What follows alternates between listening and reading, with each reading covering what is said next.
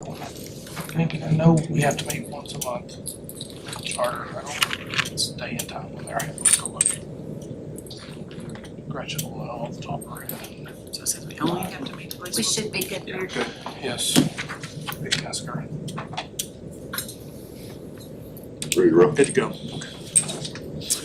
All right, it's 4:41, and we will call the meeting of Kansas City Commission to order. And with that, Commissioner Potter, would you please send the thanksgiving? Dear Heavenly Father, we're so grateful to live in the country that we live in, and this great city that we are privileged to represent.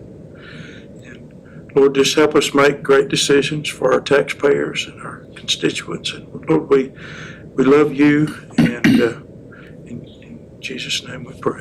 Amen. Stand with me.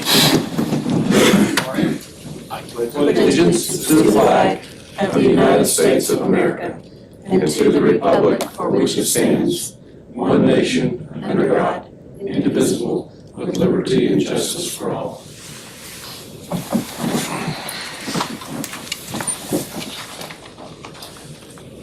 That takes us to the approval of the minutes of the meeting of April 15th, 2020.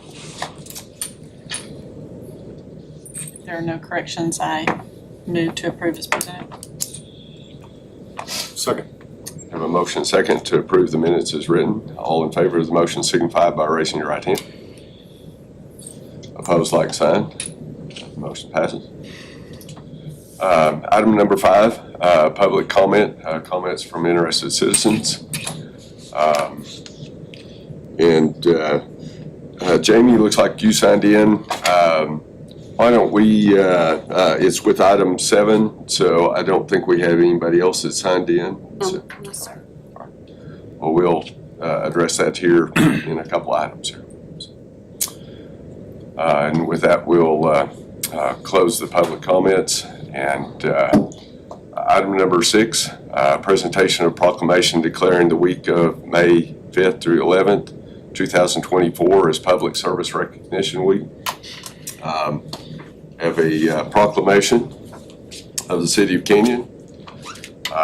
Whereas Public Service Recognition Week has been celebrated the first week of May since 1985, beginning on the first Sunday of the month, to honor the people who serve our nation every single day as federal, state, county, local, tribal government employees. And whereas this week is a time to educate citizens about the work public servants do and the many ways government services make life better for the American people.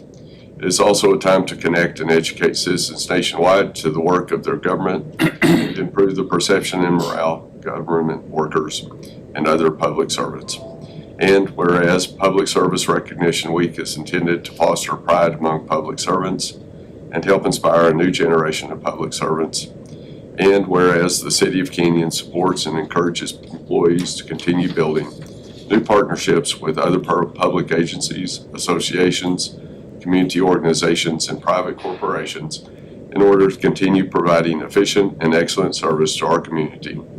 And whereas the city honors our public employees for their dedication and service and acknowledges and appreciates the work they do to ensure the safety of our citizens and improve and preserve public assets, preserve and sustain our neighborhoods and economic vitality, and support and strengthen the quality of life for our residents. And now, therefore, we, the mayor and city commissioners of the City of Kenyon, Texas, do hereby proclaim week of May 5th through 11th, 2024 as Public Service Recognition Week. And we encourage all citizens to recognize the accomplishments and contributions of government employees at all levels, federal, state, county, tribal, and here in the City of Kenyon, and take time to thank public servants you come across during the day for all they do.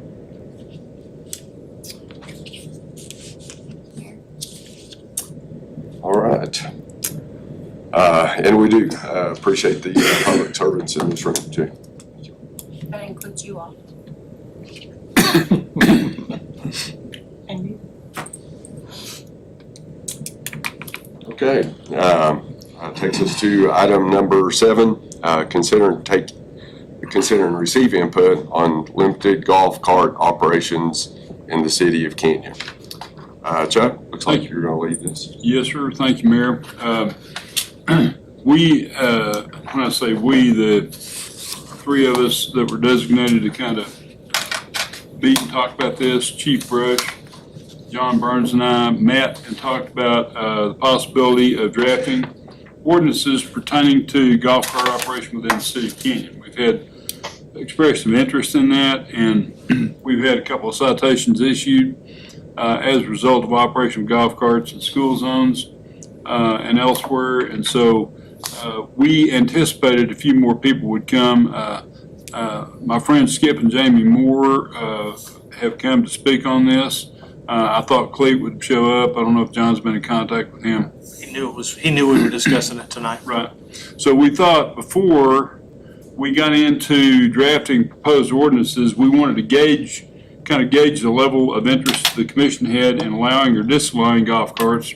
We've got those options in Canyon, and if so, kind of what areas of town should be included or excluded, such as school zones, state highways are excluded, on system roadways are excluded. That includes 23rd Street, 4th Avenue, and 2519, because those are on system roadways. Crossing highways and streets, at intersections, state law does not specify what kind of traffic control device have to be at the intersections. You can cross highways that have a speed limit greater than 35 if you do so at an intersection, but the commission may want to spell out you've got to have a stop sign or a stop light before you cross at that intersection if you're driving a slow-moving vehicle like a golf cart. Permits issued by the city, operator qualifications such as Texas driver's license, and equipment required in addition to state law. So I'm going to ask John and the Chief to chime in if they want to in this discussion. What we'd like to do is see if there is an interest on the part of the commission in allowing this. I've got a little quick summary, just kind of a thumbnail sketch of transportation code provisions relevant to this. 551-402, DMV cannot register a golf cart for use on a highway. And just very simple definition for golf cart, it's a motor vehicle designed by the manufacturer for use primarily on a golf course. And that's what it says. 551-401 simply defines it as a motor vehicle intended by the manufacturer primarily for use on a golf course. Daytime operation only on the street with 35 speed limit of 35 or less, not more than 5 miles from where the golf cart is usually parked, or going to and from a golf course. Municipality or TxDOT, if TxDOT can regulate state highways, but you're not supposed to have them on state highways anyway, you can prohibit operation in the interest of safety if you want to. You may allow operation on roads with a speed limit of 35 or less within the city. And 551-4041 gives the mandatory equipment required by state law. You can add to that if you want to, but you can't take away from it. So Chief Brush, I think, mentioned that he had talked to a couple of people who had been told by vendors selling golf carts that Canyon was a master plan development community, unit development community, and therefore you could operate within the city of Canyon. Now, I don't know if that was an intentional misrepresentation or just a misunderstanding, because the city of Canyon does approve plats, but Canyon is not a master plan community, and so that exception does not apply to the city of Canyon. But you have the option to allow or disallow golf cart operations. So I wanted to see, what input the chief and John may have on your discussion, and get your thoughts on what you do or do not want to do in this regard. So, Mayor, at the appropriate time, whenever you decide to, you can ask for input from the people who signed in. Okay. Jamie, if you'd like to go ahead and speak, come up front. If you would state your name and address for everyone here, please. My husband and I have lived in Canyon all of our lives, and a quarter of a century. But about 10 years ago, we bought a golf cart, and we have driven it all over Canyon since. No one has ever stopped us. No one has ever, in fact, we've been parked next to the police, next to Pack-a-Sack, and had, conversations. We never cross, we never go on 4th. We never go on 23rd. If we cross, we always cross on 5th at the light. I don't think our golf cart will go 35 miles an hour, but maybe. Anyway, Skip and I have driven it to the doctor's office. We've driven it to Brahms. We've driven through Wendy's. We've gone to physical therapy in it. We've driven all over Canyon in it without incident.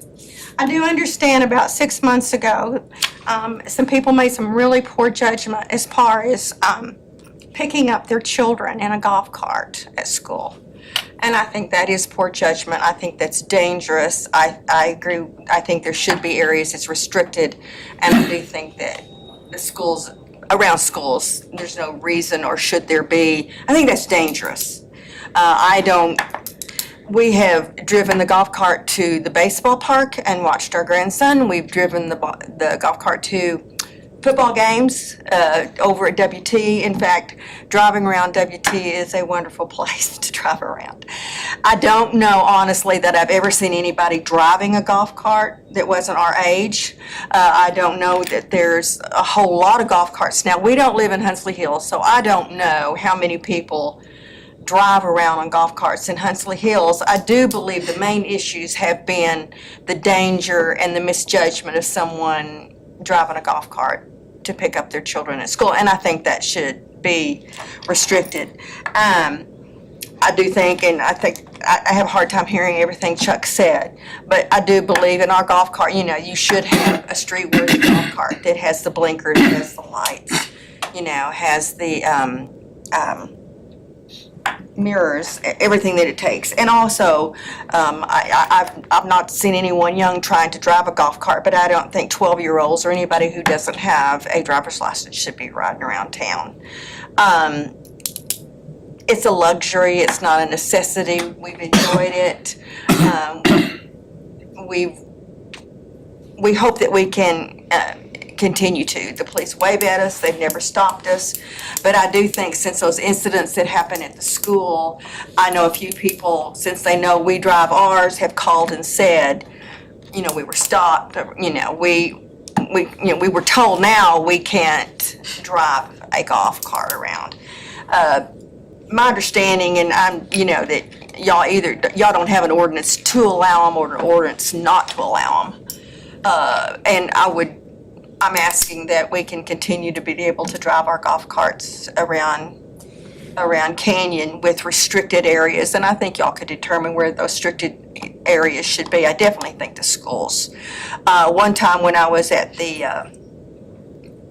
and it was like 5 years after I had been driving the golf cart. We've been driving it for 10 years at the baseball park, and the guy at the baseball park said, you can't have this golf cart here. And I said, well, we'll leave. It's no big deal to us. We've been driving here forever. And he says, well, there's an ordinance in Canyon that says you can't drive this golf cart. And I don't know if that was true or not. I just said, well, we won't be ugly about it. We'll leave. But, and he says, well, yeah, I've seen you've been driving it here for years. But I think I got a little too close. Usually I come in and park right there, but we had gotten a little closer down. So that's basically what I wanted to say. And Canyon's a great place to live, and it's lovely to drive a golf cart around. And I wish y'all would consider continuing to allow golf carts and with restricted areas with common sense. Thank you. Thank you for your time. So currently, Chuck, it's illegal to drive a golf cart in town. Correct? And what happened with I'm going to bring up the bird scooters. What happened with those is we only restricted those around the square, around the courthouse square. And I think all of us probably have observed some unsafe conditions going on. In fact, I was leaving the city commission meeting one night, and it was dark, and a bird scooter zipped out in front of me with a kid riding it that couldn't have been more than a 7th grader. So I think we should have put a few more restrictions on that. We did it. And Right, well, we're about golf carts tonight. we're here about golf Right, carts, but I'm on golf giving an carts. analogy. By analogy, I think golf carts are safer than bird scooters. So I think, if you're going to consider operation, as long as you stay off the roads like 87 and 217, I think you're probably in good shape. Crossing at an intersection controlled by a traffic control device, stoplight or stop sign, probably should be pretty safe. I just think it's something that we ought to consider in terms of public safety and how to make it safer. So there is, I think, a good opportunity here for clarification of what the rules are pertaining to operation of golf carts within Canyon. So what we were trying to do, Chief, if you have any input, go ahead and, we met a couple times on this, go ahead and make some comments. So I've told several people, if I can approach. Yes, you're welcome. So I've told several people, I don't specifically have a preference one way or the other. If we make an ordinance and we prohibit the golf carts, then people are gonna drive the golf carts and we're gonna need to enforce that ordinance. And if we make an ordinance allowing the golf carts and we have specific rules specifically to the kids or the equipment that we require, then we're gonna have to enforce that because people aren't gonna follow the rules and people wanna drive their golf carts in Canyon. It's cool to drive your golf cart around Canyon, I get that, it's a lot of fun. Especially, we have Hunsley Hills, Madison Park, and Canyon East, where people especially like to drive their golf carts because it's a kind of little enclosed neighborhood. The problem with that is that it's not adults that are driving those golf carts the majority of the time. It's kids, and they're doing it for fun, and I get it. I was a kid once, and it was a long time ago, but it would have been fun to drive a golf cart. The point I'm making is one way or another, I think we're gonna have to enforce something. And to have an ordinance, one way or the other, would be to our benefit. The fact that y'all have driven your golf cart a lot and seen the cops, I'll tell you, the cops don't wanna write golf cart tickets. They don't wanna stop golf carts, they don't wanna mess with golf carts. That's on me, my bad. I can work on fixing that. There wasn't a class on that in the academy? It was probably covered, but it's like, You're not putting that on your flyer? it's just one of those little things that cops wanna go chase bad guys, they don't wanna chase people in golf carts. It's just how it's gonna be. It's gonna be a constant battle for us to make those guys get out there and enforce golf cart laws. But it doesn't change the fact that I think we need to have some kind of for or against ordinance that says what the rules are. If we make an ordinance that says that you can drive golf carts in Canyon if you follow these rules and have this equipment, majority of people are gonna see the part that says you can drive a golf cart in Canyon, period. And they're gonna drive a golf. If you make an ordinance that says you can only drive it under these circumstances, we're still gonna have to try to enforce that. It's not, people are gonna try to not follow the rules. That's just the way things are. But like I said, I really I'm not super in favor of allowing golf carts. I think they're gonna be kinda like the bird scooters. Once the new wears off a little bit, then it won't be such a big deal. You hardly see anybody on a scooter anymore. But when it first happens, then there's gonna be a bunch of them, and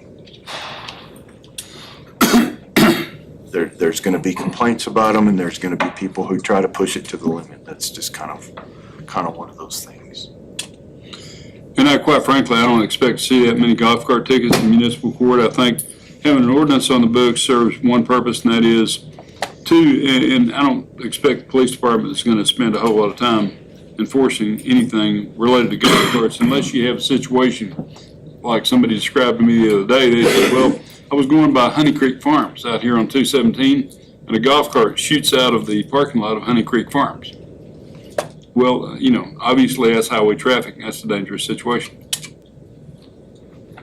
As a reminder, only those that are grandfathered are allowed to use their golf carts on our golf course. Nobody can use a golf cart unless it's ours, From when we purchased it, so from when we purchased it. that means that number is dwindling every year. As far as the number of carts people that are allowed to bring their own cart onto the course.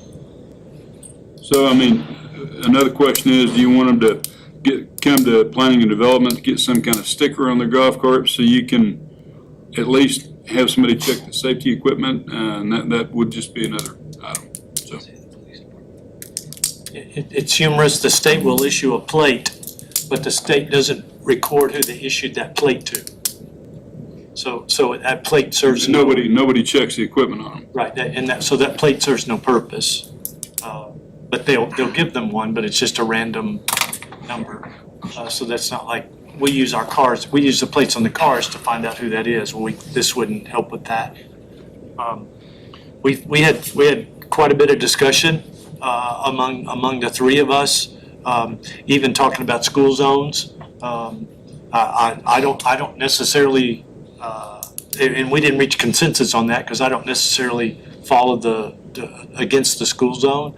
Because one thought there is that if I live across the street from Reeves Hinger, and there's going to be this hour and a half, hour, whatever the school time is, that I can't pull out of my driveway, and someone will live there, and someone will have a golf cart, and they won't be able to drive their golf cart during that time because they can't go out on the street because it's in a school zone. So what's the danger in the school zone? I get a busy highway or higher speeds. What the school zone? Personally, I view it as a place where people are driving slower and actually hopefully paying more attention. So in my book, I don't view it that way. You'll have to ask these two on that committee how they view that. Congestion. Once again, I'm pretty wishy-washy. The plus side is the speed limit in a school zone is 25 miles an hour. So you got slower moving traffic, and because of the amount of traffic, people are driving more carefully, ideally, and they're driving more carefully. They can't go very fast because of the amount of traffic. On the downside, there's more traffic and there's tons of cars, and people are trying to get in, drop their kid or pick their kid up and get out of that traffic. So there's a greater chance, I think, of an accident in a school zone because of the amount of traffic. So traffic congestion and size of the vehicles involved would be my two comments on school zones. Lack of being able to strap a kid in. And we looked at San Marcos. I'm sorry. Go No, I just said, and lack of being able to strap a kid into the golf cart. Seatbelts can be a requirement So if you choose to. when I do the golf carts for the football games for Lions Club, and this past year Toby bought new golf carts for us to use. And the golf carts are, they have headlights, they have taillights, they have mirrors, they have turn signals, they have seat belts on all the seats. Anyway, the point being, they make these golf carts with tons of safety equipment now. But at the same time, if the people are going to have to go buy those more expensive golf carts to be legal if we pass an ordinance requiring that amount of equipment, which some people will. But if you're just buying it for your kid for a toy, you're probably not. And if you're going to let your kid drive it, then they're not going to use any of that. We looked at San Marcos as an example, and obviously they allow them there. They go through all this description to describe what a golf cart is and what it's not, to do away with all the four-wheel, other mules, all the other vehicles that they want to exclude. Our thought was we just call it a golf cart because it's it's defined in there what a golf cart is, and that's it. So all these other vehicles that they tried to define, we wouldn't go there. They had a limited number of streets that they said you couldn't be on. I Google Earthed those streets to try to figure out why they would do that. They would remind me of something like Hunsley by Walmart. It appeared to be what like out of a subdivision, driving a busy street that might not have a shoulder on it. Main thoroughfare kind of situations. But most of them were winding, as far as the ones that I looked at on that they had not allowed. Basically, other than that, they'd allowed them.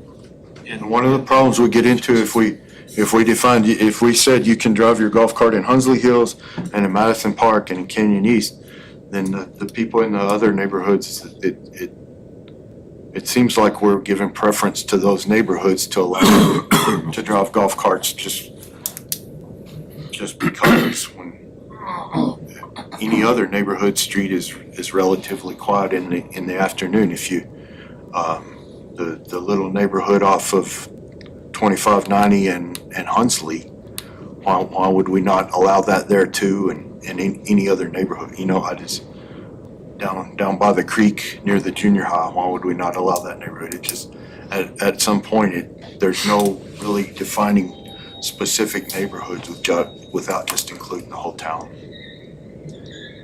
And we tried to come up with a way to get from Hunsley. So 15th Street, the bridge would probably be a location that's the only way we can connect Hunsley to downtown. We assume that downtown is a location that most people would try to get to.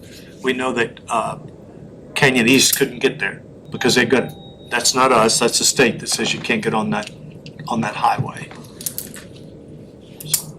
Is it, yeah, that's a state highway and 35 miles an hour, is that a state law or is that? State law, yes, sir. So I don't necessarily have an issue with golf carts. I think with restrictions. I see them, they're in our neighborhood all the time. I mean, in Hunsley, I see them every day. And most of the time, a lot of people are just going down to the course or whatever. The issue I think I have and where I've seen the most concern is you'll see a golf cart with 5 to 7 kids hanging off of it. And coming from experience, having 2 friends whose children, one has died and one is significantly disabled due to a golf cart injury, I think that's probably an issue I have, is the kids driving them. Adults, I've never had a concern whatsoever. Seeing them drive them through town hasn't ever been an issue whatsoever. But I do think limiting some of, like Hunsley, they shouldn't be on Hunsley Road anywhere. It's just not safe. Personally, I feel like there's not a shoulder in that area to be on, but around the The neighborhood. speed limit's higher there too, to where Is it's it? 45. Yeah, it is 45, so it should be limited. But you can cross it, you'd be able to cross it at the right, by Crestview or whatever, but you wouldn't be on those kind of streets. Right, so that would be my biggest concern. Well, I think if we, require a permit, you have a driver's license, you have a 5 miles radius, it's street legal, and and you're not in a restricted neighborhood. I mean, I think if you put the restrictions on there, and I'm perfectly fine with it. I would say majority of the time I've seen golf carts, I haven't had a concern with people in them. It's just been, honestly, every concern I've had is based on kids being in them. Because they just don't, it's scary. I've seen them be scary at times. And about face thought, well, you ought to be licensed, it's like a vehicle, but then thinking, well, we allow kids on bicycles on streets and we allow them on scooters and the bird scooters, which I think is a whole lot more dangerous. I've had a kid run a stop sign in front of me on a bird scooter and think, golly, sure could have taken him out.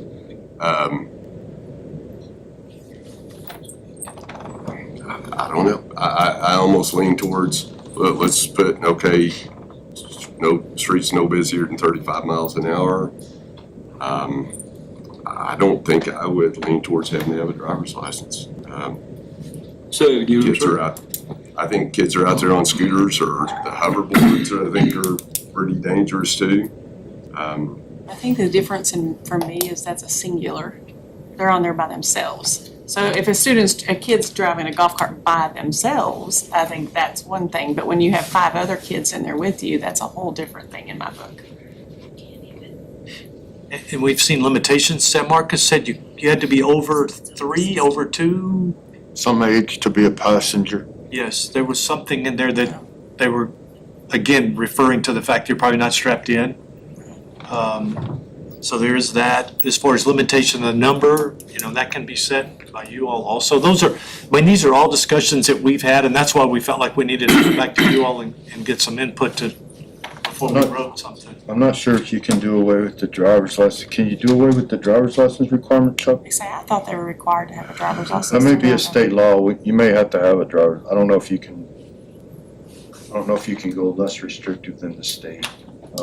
You can't legalize anything state requires, but I don't remember a specific requirement under 551 where you have to have a DL, but I didn't go outside 551, so Oh, I'd have to look at another chapter. Okay, so maybe you can, so if you don't require a driver's license, then my recommendation would be a certain age of the driver.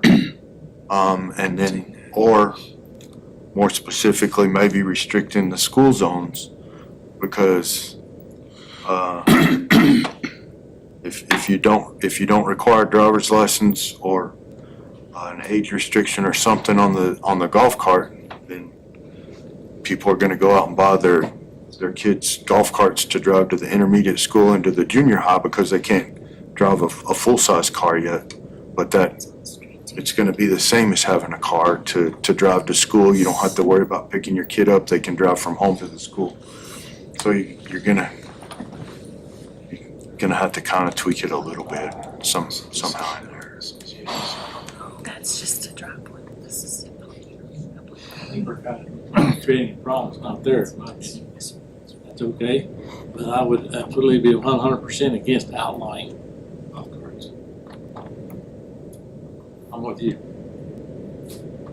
I'd be against outlawing. Anybody's on that page That's about one of the law. options that's cheap. Just put out, yeah. I don't think anybody's on this about it. Currently, Chuck, they would be considered illegal. Now, right now, there's nothing, there's no ordinance. Right, I'd be against an ordinance to not allow golf carts. So you think we should pass something to allow it? No, I'm not saying that. Okay. I think we're creating a problem that's not here. I don't really see this problem.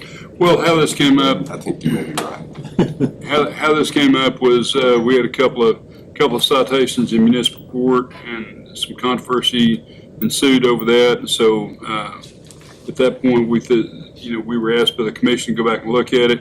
So that's how the 3-person committee got formed to discuss it. And we just thought we would bring this back and get some guidance from the commission since we've been asked to go look at it.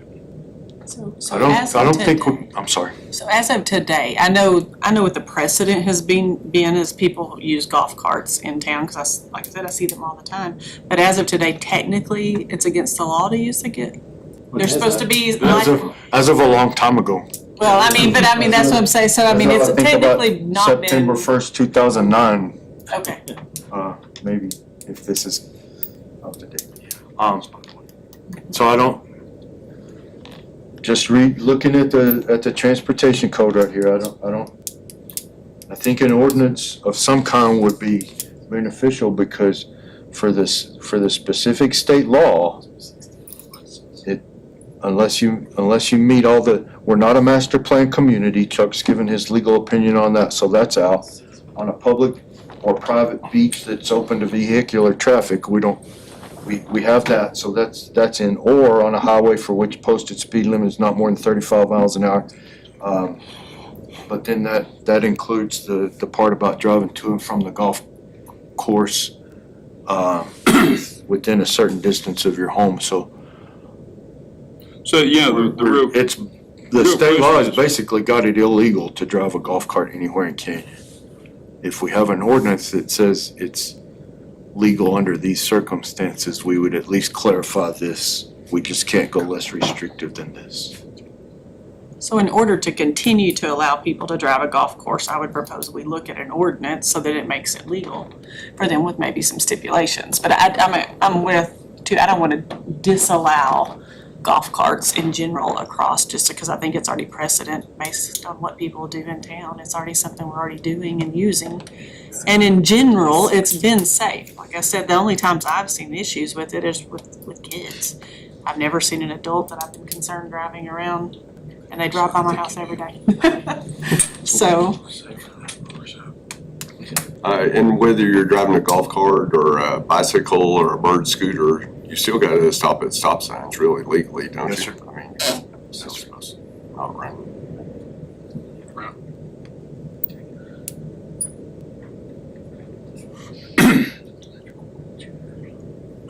So what's the pleasure? You want me to There's a lot take, of defined guidance there, but, you want me to take a shot at drafting Come something back with to those something. restrictions? What restrictions, I mean, we need a majority on restriction conversations, so we've been all over the place. Well, we don't have a choice on state highways. I mean, those Right, are out. there's nothing we can do on state highways, but I think the majority of the commission has indicated they're for allowing golf carts. So, You want golf cart operators to have a Texas operator's license? do they have to have a driver's license? No. We need to read further on that. I'm finding here you have to be on a public roadway. I've found 3 different places in Texas say you have to have a driver's license. But Be on a but public it's not roadway. out of the code. We need to look it up in the traffic code. I'm just saying. It's not dealt with in 551. I think it's a different chapter. I'll have to go back and look at that. Probably gonna be in the driver's license requirement Yep. chapter, and it's our rule. it's gonna get deep. You have to have a driver's license. It is driver's license at the golf At the course. golf course. It's not basic. There's the minimum equipment on a golf cart by state law is headlamps, tail lamps, reflectors, park and brake, and mirrors. You can go more restrictive from that or less. That's good. I mean, you can go more, you can't go less. Sorry. I'd say that's plenty. I would say this. The only other thing So it's schools got and mirrors, homes, is the only thing that would be left to add really would be, one of those tractor triangle, slow moving Slow vehicle, moving vehicle. or a horn or Or seatbelts. seat, yeah, there's a horn, turn signals, I don't, but all that's. If you're on a golf cart and people see you, probably the rest of that's not super important. If they don't see you, it's gonna hurt. So do we need to eliminate school zones then? Is that what? That'd be my recommendation, yes, sir. But we have two sides to that. It was brought up that But you're eliminating school zones because you're afraid that some intermediate parent's gonna let their kid have an intermediate. That's my biggest concern. I don't, if a parent's going to the school to pick up their kid, if that's what I'm once again lukewarm about that. But if you go out and buy your kid a golf cart because they're 12 and they can't get a driver's license till they're 16, then I'm concerned about that.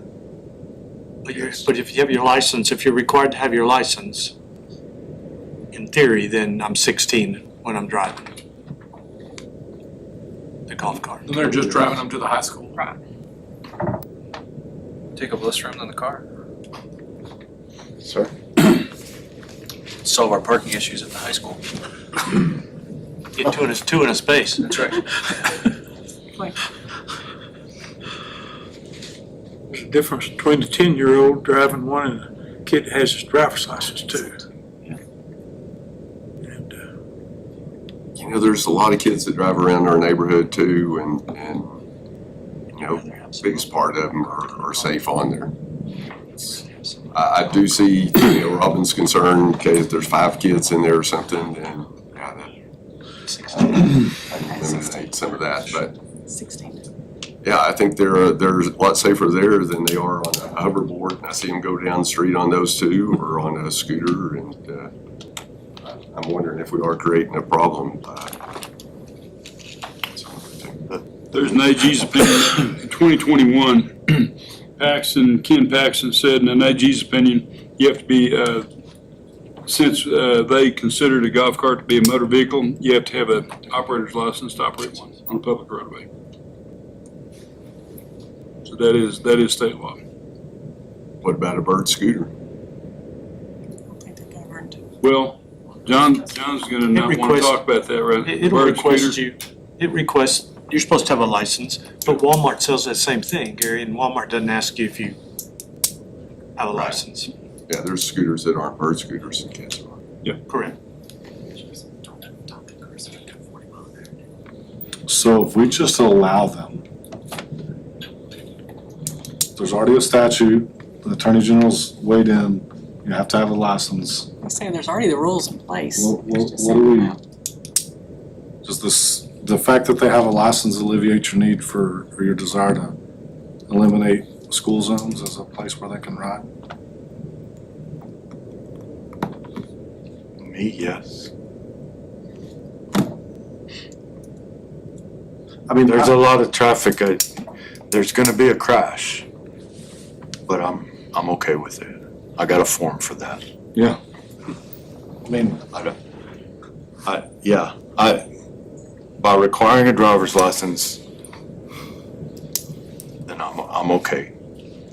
But realize that if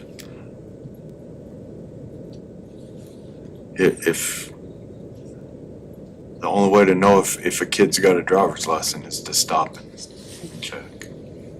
Unless they hold it up as they drive past you. I'm just thinking out loud, seatbelts I don't would, cars have to have seatbelts. Seatbelts would limit the number of occupants if everybody had to have a seatbelt. Like I said, we don't want to mess with golf carts. And I agree. I'm really, it's creating a problem here where we. where there's a possibility of not creating new laws, I'm always in favor of that.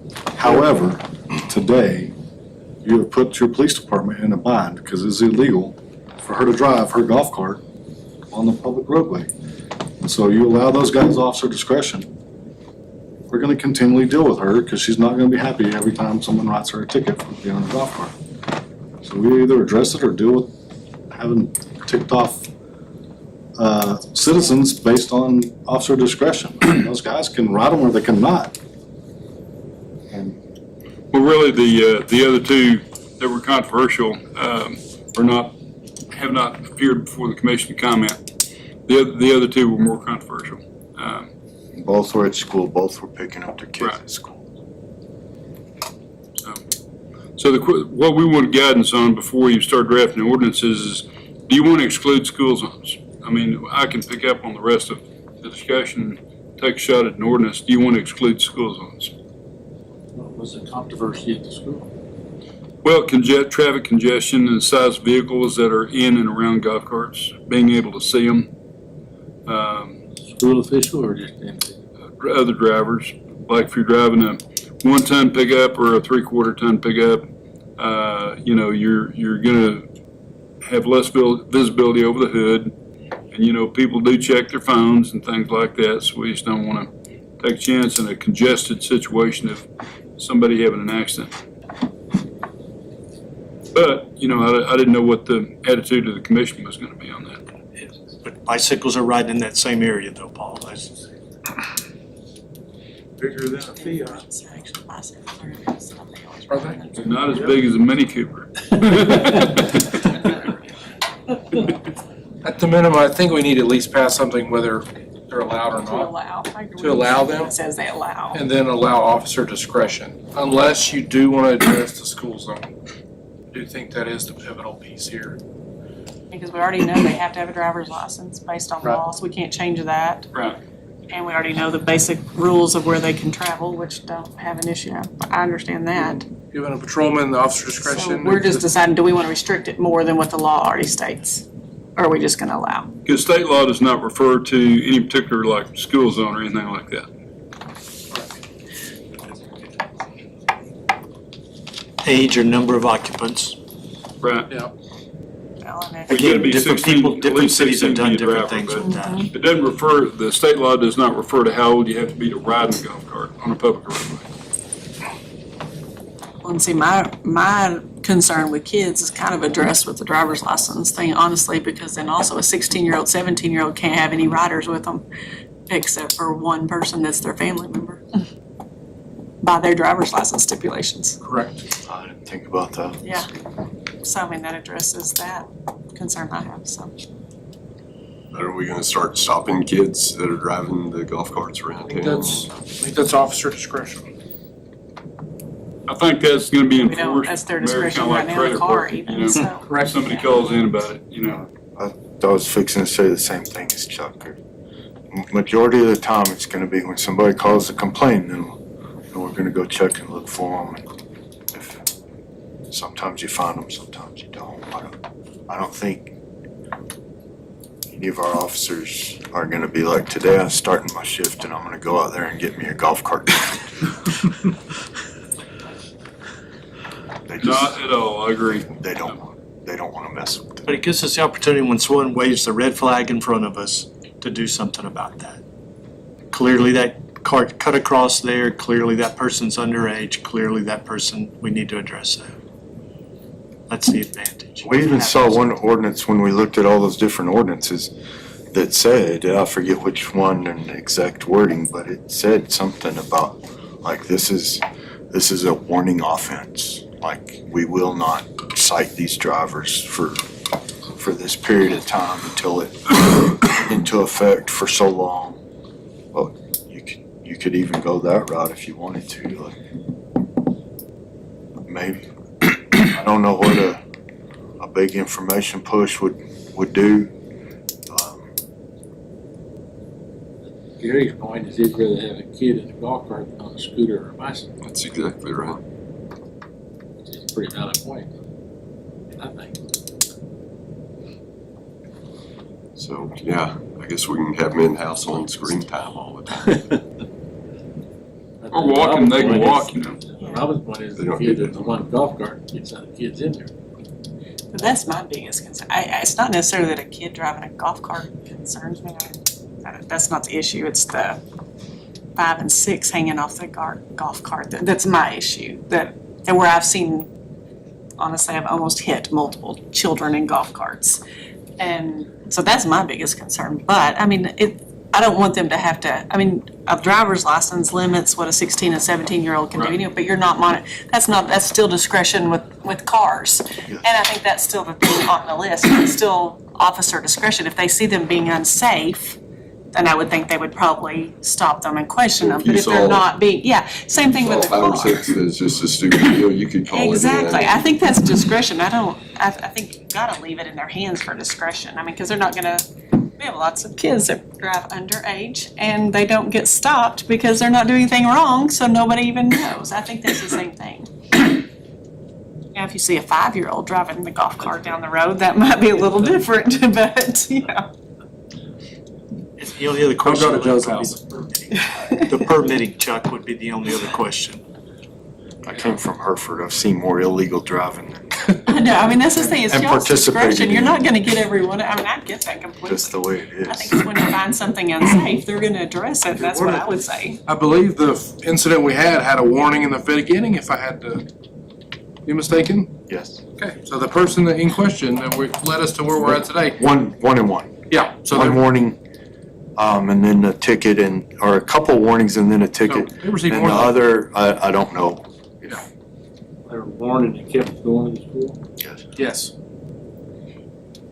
And I will say, I've not heard from our schools now, pick up and drop off at our elementaries can be a little wild and crazy, but I haven't heard an issue with golf carts. I haven't heard that that's been an issue, so this was probably kind of there was probably a little maybe more to the story even possibly, you know? Whoever called it in, who knows, I don't know, but I don't think in general, that's been an issue, personally. It just has to have the mandatory equipment. So if all that's already in place by the state, is this something we have to continue to operate as we are and just use discretion if it's, I think we just need to Five say kids that we hanging on. allow them, You need because to evidently right now allow they're not allowed Right by now, they're not law. allowed. So we just need something that says we It did- allow There's them. nothing on the books allowing them. 5 different requirements and it doesn't meet the requirements, so.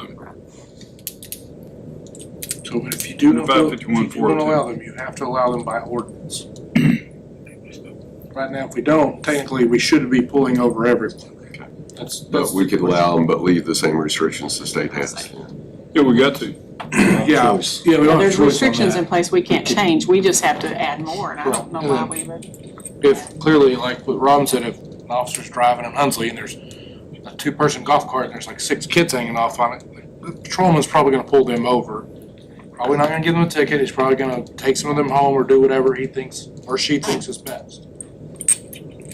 And at the end of the ordinance, we would provide, no, like one of those ordinances that Chief found for one of those towns that no sand rails or any, went into all this other detail. Correct. We just say generally no off-road vehicles designed by the manufacturer for off-road use. And you've got a definition of a golf cart, so that, So 4-wheelers, 3-wheelers. that's it. Dirt bikes. Side by side. So, what's your pleasure on school zones? Yea or nay? I don't have an issue, I just don't think it's been enough of an issue personally for me, but like I said, I haven't heard that it's been an issue. I mean, I That's a agree, pretty it's good a little. source. That's a pretty good source. Yeah, I mean, but I don't have an issue with it if we feel like we need to do that, but I don't feel like at this point it's been a significant issue that has had to be addressed. Okay. I think it's kind of the same thing. If there's an issue and there's some that is gonna be unsafe, we're gonna address it anyway, and Put it this way, we can always come back and amend it if something comes to our attention later. that's my thought. Don't make it harder than it has to be, is what I would say. And Robin works for the school every day, and if she doesn't think it's an issue, then,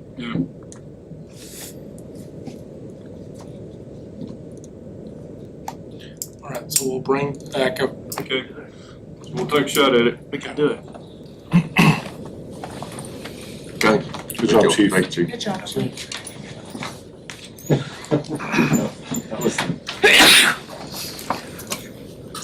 Golf course here. All right, item number 8 is presentation of the capital improvement plan. Thanks, sir. Going to provide an update on our current CIP projects as well as share some staff thoughts on projects we're considering to include in next fiscal year's budget. Starting off with completed projects, we have the Kylie Heiner Memorial Playground was completed in March, even though it has been open since late last year. The final touches were put on and it was completed in March. Total cost for that project is $1,123,532.57. Along with that project, we also extended 8th Street. Total cost for that project, now that it's complete, is $210,140.96, also completed this last March. And then just last week, we finished the purchase of the Gold Star building for $3.25 million. Although Gold Star will still be located in that building through November of this year. That building is to be used for the police department, possibly the municipal court, depending on what that facility can accommodate. Then for current 23-24 projects, we have the professional services for the bond project. This is Sims Plus Architects that have been assessing our facility needs, putting together designs, and will be assisting with public communications as we get closer to the bond election. We have already spent $40,000 for this. We expect this current year to spend another $60,000, and that we will need an additional $50,000 next year for their services. Then we have the 11th Avenue and 18th Street intersection stormwater improvements. The structures there are falling apart. We expect by summer of '24, we should begin construction on that project. Projected cost to be around $209,000. Then the wastewater force main replacement. This is a ARPA-funded project of $1.674 million. Amarillo Utility Contractors is contracted for this project, and they are currently waiting for supplies before they get started. Then we have the replacement of the portion of the existing transmission line, water transmission line from Kim Road to the north elevated tower. This is coinciding with the improvements that TxDOT is doing with I-27. Estimated cost is about $800,000, which will be federally reimbursed to the city. TxDOT has awarded the contract for their work, $320 million, and they are currently working on their permits. Next page, we have the Brown Road Railroad approach construction. Current estimated cost, $1,164,700. That includes $77,000 for engineering. Estimated construction of $1,087,700. City's portion of that is $620,850, which will come from the general fund. We have the majority of that already set aside. Next fiscal year, we will need additional $193,897 to complete that project, which is currently in the planning and design phase. Then we have the water distribution system extension at the intersection of 2590 and Hunsley Road. There is a change order for that where they are crossing 2590 north of that intersection, which has reduced costs, and this is also an ARPA funded project. Scott Wimpler is the contracted contractor for that project, and they're still working on that change order to fulfill those needs. Then we have the Myra Park Housing Subdivision Utility Extension costing $1,479,580. $448,160 will be reimbursed to the city from the developer for that. Construction is underway for this project.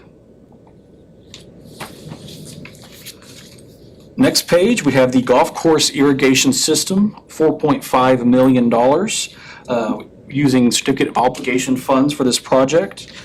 Two main contractors right now. Irrigation construction will be completed by United Golf, and the water storage tanks provided by Contained Water Systems.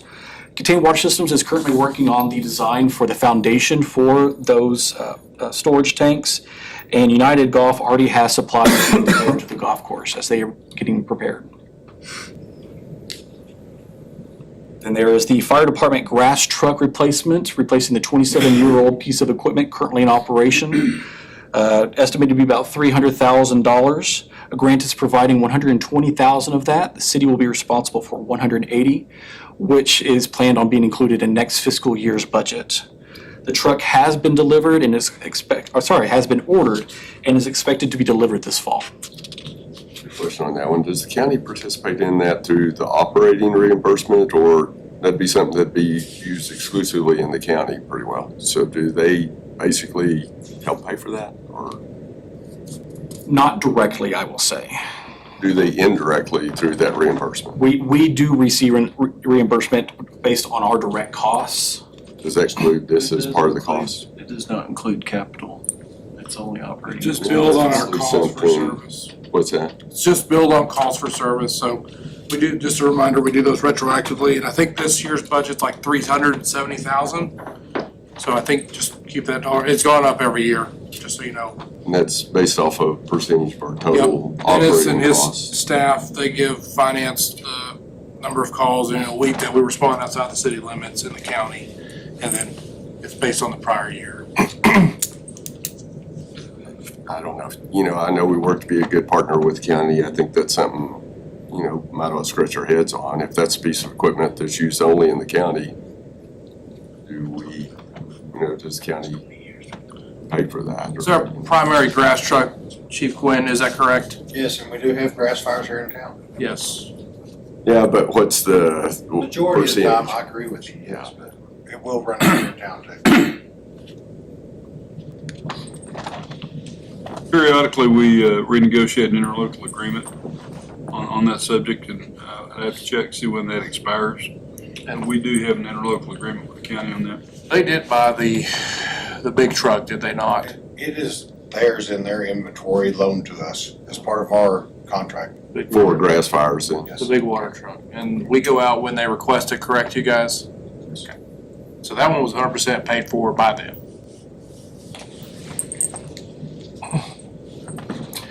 All right, we have the lumberyard utility extension, taking water and wastewater across US 87 to service the lumberyard commercial property. Total cost for this project currently estimated at $602,908. City portion being 50% of that, $301,454. We'll say you see the water costs, that's an incorrect amount. It's actually $98,614 for water.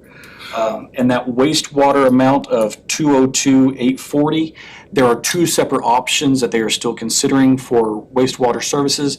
This is the most expensive option, so there is still a chance that that amount will go down. We'll talk about that here in a little while, you guys. So what would be needed in next fiscal year's budget for this project at the current conservatively estimated costs is $207,454. And then the east water tower lighting, working with WT to provide light for that water tower on the east side of town, costs about $200,000, shared 50-50 with WT. We have $50,000 for the city's portion currently included in this year's budget. We would need another $50,000 included in next year's budget to complete that project. Mr. Burns is our project leader on this project that's taken us forever. We finally got with Mr. Hartman. We kind of got the lights figured out, so waiting to hear back from him. More than likely, he'll help us, and we'll. The best thing we could find was actually movie quality lights, as James indicated. So more than likely, we'll buy those, and then WT will install it. So they're matching it 1-to-1. So that's the plan. We're hoping. Starting on one side, Yes, just the logo on that side will it'll be just light up the logo on that illuminated. side. That's all we'll be able to afford this year. So it'll run it all up, and it'll have a controller and all that, and it'll have preset settings and all that. So we'll have all that with it, but the light itself will only be on the WT logo. and it is maroon, figured that part out. Well, it's LED. It changes We can change it to multiple different any colors. color. But for a while, they can get maroon or something. Well, I don't think you'll have a maroon. I think you'll have a white, or you'll have some other choices at the holidays. I still don't think I don't think you can get a maroon. Yeah.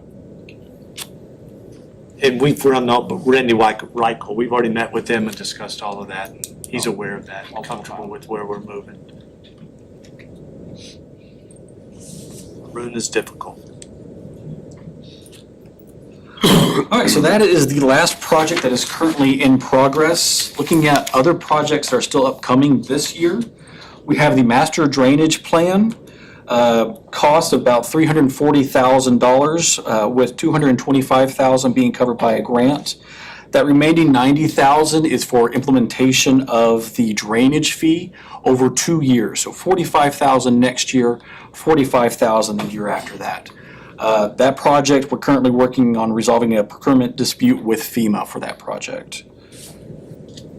The normal addition utility improvements, replacing undersized water mains and sewer mains in the alleys between 6th Avenue and 8th Avenue. Project is $1,051,200, with $350,000 coming from a CDBG grant. A contract has just been signed with Amarillo Utility Contractors for this project. Then the Hunsley Park improvements, demolishing and rebuilding the restrooms there at Hunsley Park. Project cost $250,000. We still need another $75,000 for this project in addition to what's included in the current budget, so that we are looking to include in next year's budget to begin that project. Brian is going to go ahead and move on the pavilion aspect of it. Go ahead and do some refinishing of that wood and cleaning that aspect of it up. And then when we get the additional funding, then we'll move toward the restroom aspect of it. Then we have the downtown alley reconstruction and private utility relocation. This is the alley in between 16th Street and 17th Street, from 4th Avenue to 5th. A total project cost of $806,370. We're seeing a grant of $500,000 for this project. So there's an additional $306,370, which we are looking to include in next fiscal year's budget for this project. And we are currently in discussions with, we've already spoken to local property owners, we've met with Excel Energy, and looking to meet with other telecommunication contractors that this would impact as well. So looking at the summary of 23-24 projects, total project costs of $13,621,000. Of that, over $5 million is coming from grants and reimbursements. We'll say another $4.5 million for the golf course is coming from COs, so not necessarily operations. Remaining to be funded from those projects that I mentioned, we're looking to include over $1.1 million in next fiscal year's budget for current year projects.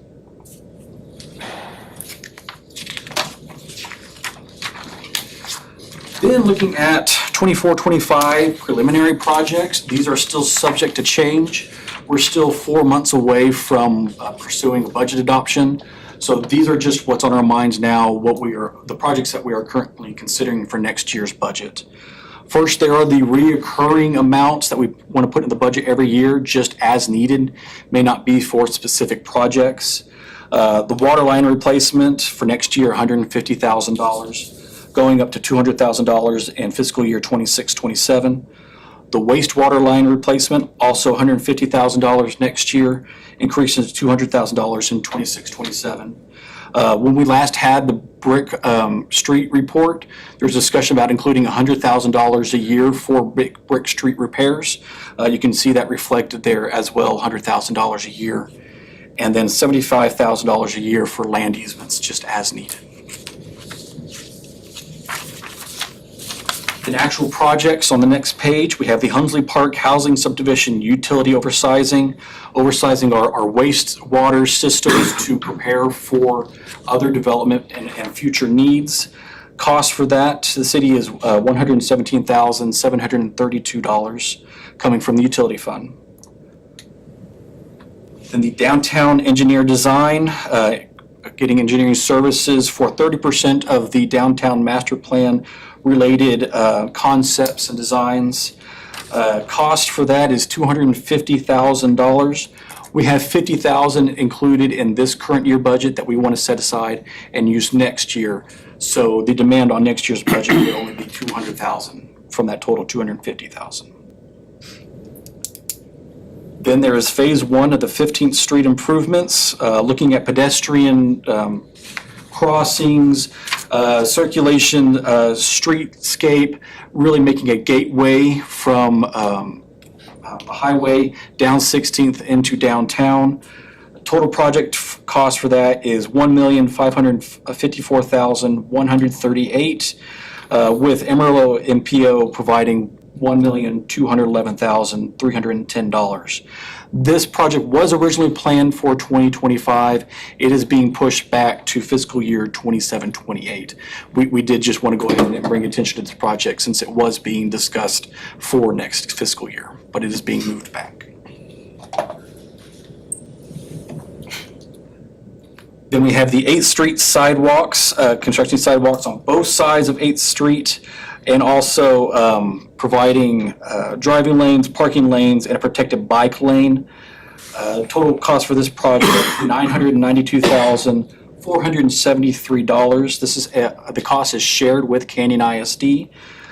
So you can see the funding sources broken down there. Emerald MPO, $714,355.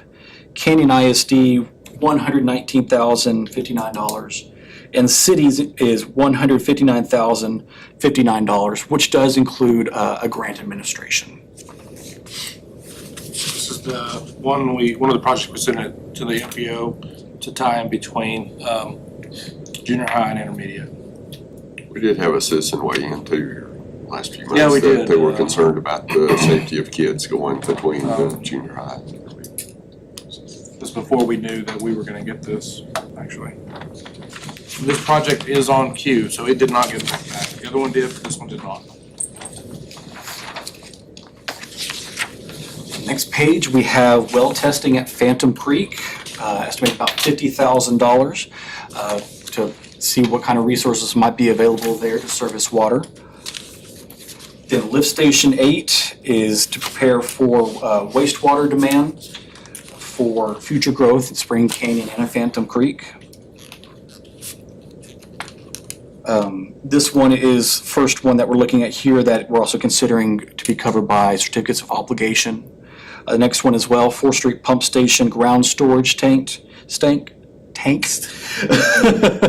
Over $2.5 million for that project. This was originally planned to use ARPA-related funds, which then got used for the purchase of the Gold Star building.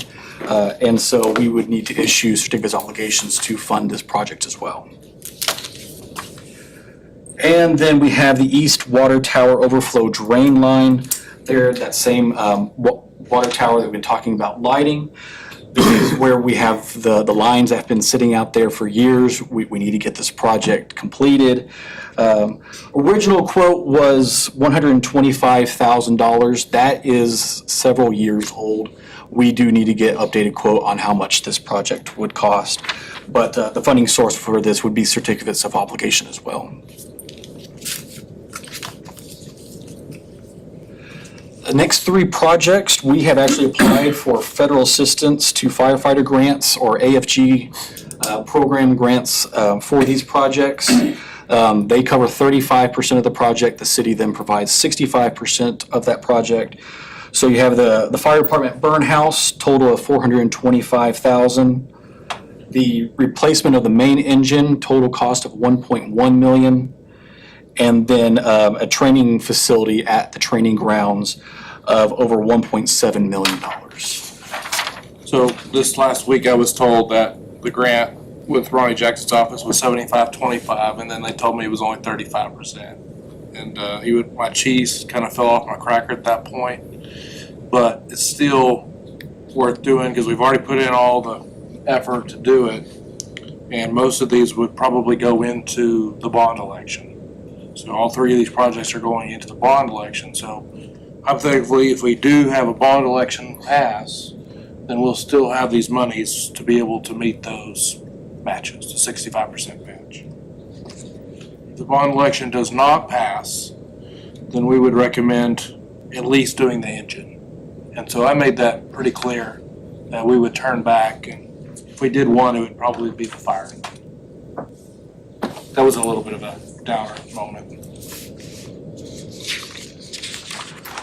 All right, then the next project's also related to the bond election.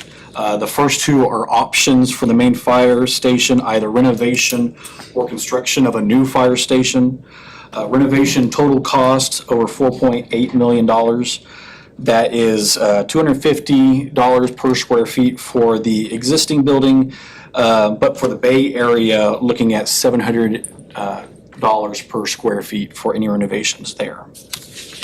For a new station, construction would be between $5,775,000 and $6,022,500, which comes to about $350 to $360 per square feet. That cost does not include what we estimate to be about $800,000 for the purchase of land. Then there's the Fire Station 2 renovations, which would free up space for Station 1.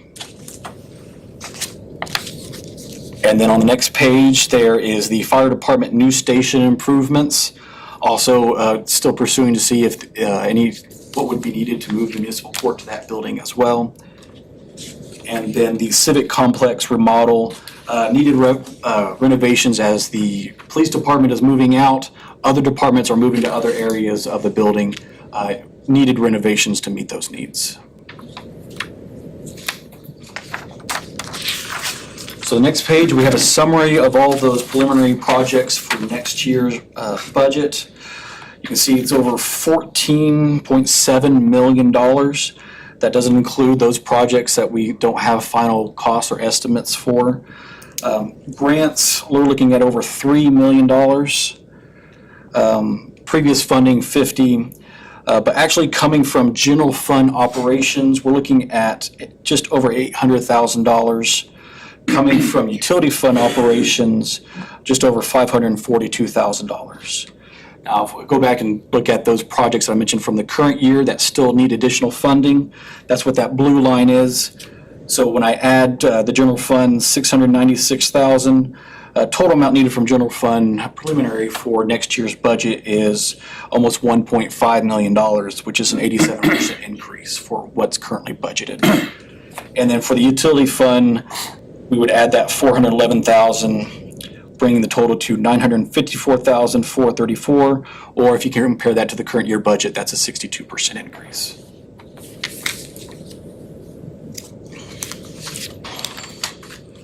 And if we look long-term, have that last page there, scheduled projects for 25-26, looking at a comprehensive bike / pedestrian plan using Amarillo NPO funding. Critical infrastructure, these are the backup generators for our water pumps, also receiving a grant for that project. Master Parks Plan, which is actually going to be completed in-house with current staff. That's why there's not an increased cost there. A public restroom for downtown, estimated cost right now between $185,000 or $302,000. Wastewater collection study, update to the water supply and water distribution studies, SCADA system expansion for water wells. This is the remote monitoring for our water wells. A ground storage tank for Kim Road, the second one there. Dredging the wastewater lagoons, make sure that we are able to use the full capacity of our current facilities there. And then construction of a new cart barn at the golf course. Those are the tentatively scheduled projects for 25-26. For 26-27, we have asset management plan, a redundant line from Kim Road Pump Station to the North Elevated Tower. I talked earlier about that project related to I-27 and their improvements. They're just improving that line under I-27. The remaining parts of that line are over 40 years old. So we want to make sure we have a redundant line there in place as that line is getting older. And then reconstruction of the force main at Lift Station number 1. For 26-28, this is where we are moving that phase 1 of the 15th Street improvements, that downtown gateway. Another sidewalk project along 9th Avenue. And then 2 projects related to utility expansion on Southeast Canyon, which could potentially be eligible for Texas Water Development Funds. And then in 28-29, we have phase 2 of that 15th Street improvement. This is the south side of the train tracks going into downtown. The remaining items I provided you, 7 pages of all 143 projects that currently make up our capital improvement plan. There's a lot of information on there. There's a lot of need, but we assess what we can do every year as best we can with the resources available. I'm not looking for any decision today. This is for your information or for any items that you'd like to discuss related to next fiscal year's budget. Just a reminder, we got our tour tomorrow. Sir. I'm looking at you. I'm hoping you'll be there. 3:30 tomorrow. We'll talk a lot more about facilities. Very good. Well, thanks, Doc. Thank you. A lot happened.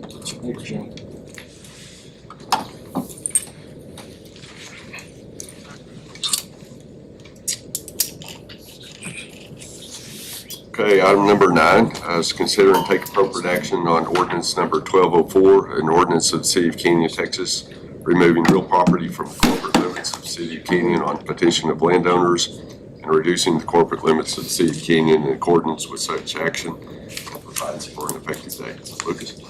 All right, good evening. This is the first of 6, so we'll try and move as quickly as we can tonight. So this first one, I view it really as a correction item. When we annexed the property that is known as Myra Park for that subdivision, they left in some property that then they subsequently deeded to the landowner that they're surrounding, Alan Ebenkamp. That property owner has always expressed his intention to stay in the county.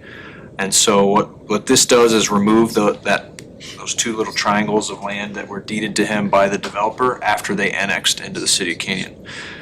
We already have a plat in our office downstairs ready to finalize his property as one rectangle. But before we do that, we want to make sure that it's all in the county and not in the city limits, so that he gets one tax bill from Pratt, doesn't have to worry about having to deal with managing both of those as separate entities, one in the county, one out. So this disannexation really just takes out that little quarter acre of land that was annexed before it was handed over to him. Move to approve ordinance number 1204, removing the real property from the corporate limits of the city of Kenyon. Second, Dick. Have a motion second. All in favor signify by raising your right hand. Opposed, like sign. Motion passes. Awesome, thank you. All right, item number 10 is consider and take appropriate action on ordinance number 1205, an ordinance of the City Commission of Canyon, Texas, submitting Chapter 4, Article 6, landscape irrigation systems of the Code of Ordinances relating to backflow prevention and testing requirements, providing for severability and providing for a penalty and an effective date. All right, so this is something that we've been working on a lot since last fall. Last year, we adopted the 2021 plumbing code. Part of that plumbing code identifies double check valves as a health hazard due to the risk of putting back pressure on the public water system and potentially sucking in any chemicals or debris that could be coming through a failed irrigation system. Right now, our only recourse to ensure somebody has their test completed, if they don't do so, is to turn their water off. And we like to avoid that form of recourse at all times, given the chance. So what we've done here is really codify a separate process for us to go about that backflow test. It specifies when those tests need to occur. Right now, we're doing that every 3 years.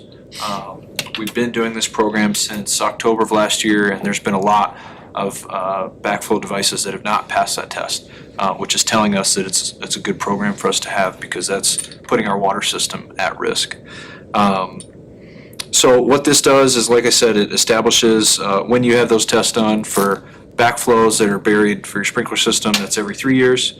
If you don't get your tests completed, right now what we're doing is giving everybody a 12-month on-ramp period. So you'll receive a letter in the mail that says, hey, you have a double check system, needs to be tested, you have 1 month, asterisk, we're giving you a year to get your first test done, and then you have 3 years after that test is done to get it tested again.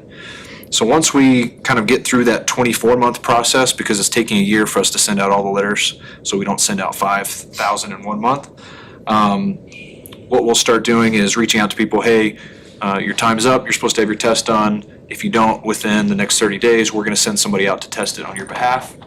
If that passes, we'll send them the bill, no problem. If it fails, then we'll say, hey, you have to fix this and show that you've hired a licensed technician to fix it. Otherwise, we'll shut your water off because it's deemed unsafe. So basically what this does is give us another way to ensure that people are getting those tested, and we can make sure the water system is safe by sending a tester on their behalf. So we look at it really very similar to the approach we take with the weed program, where if somebody doesn't mow their lawn, we can send out a mower on their behalf after they've received a warning letter, and then we send them a bill. And then the same process, if they don't pay that bill, we add a lien to that property, just like we do with the weed violations.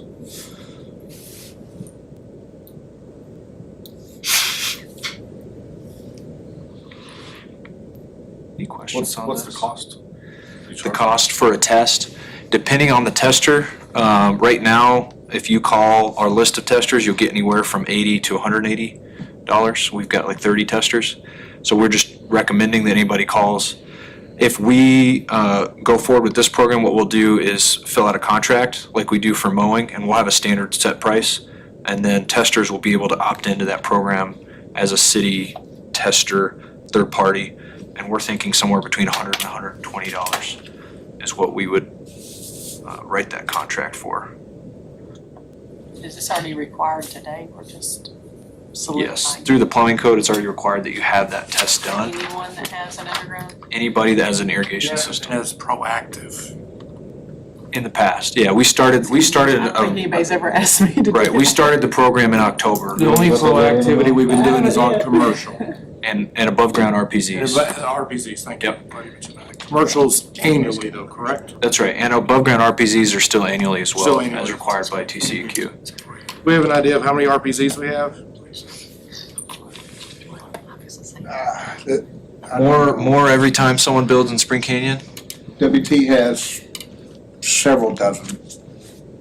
There's several commercials, some, people that have automatic pool fillers, a lot of times will have an RPZ too.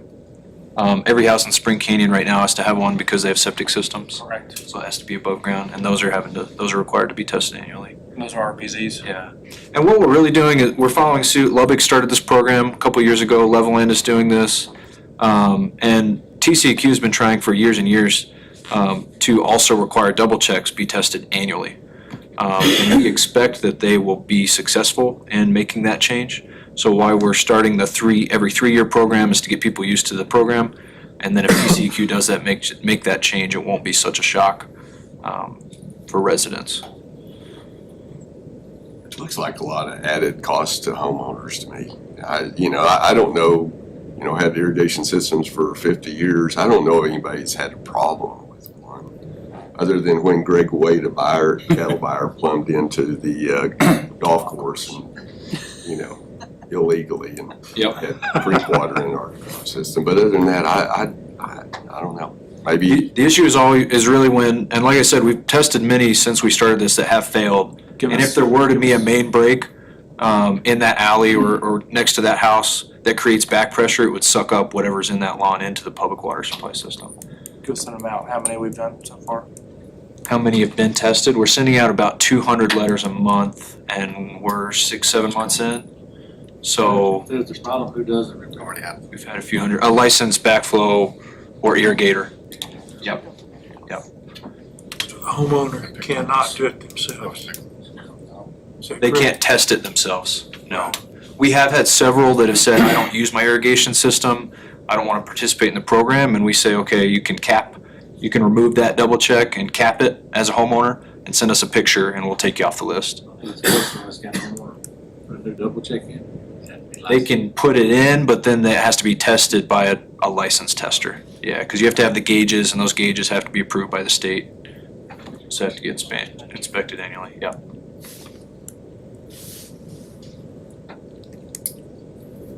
Basically, if it doesn't pass the test, you have to fix it. You have to fix it, yep.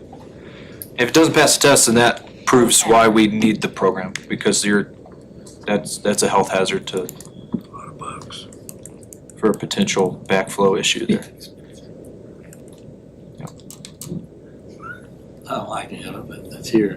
But I do not like alternative enforcement mechanisms. I'm sorry, Paul, I couldn't hear you. I do not like alternative enforcement mechanisms. Well, we don't like shutting people's water off.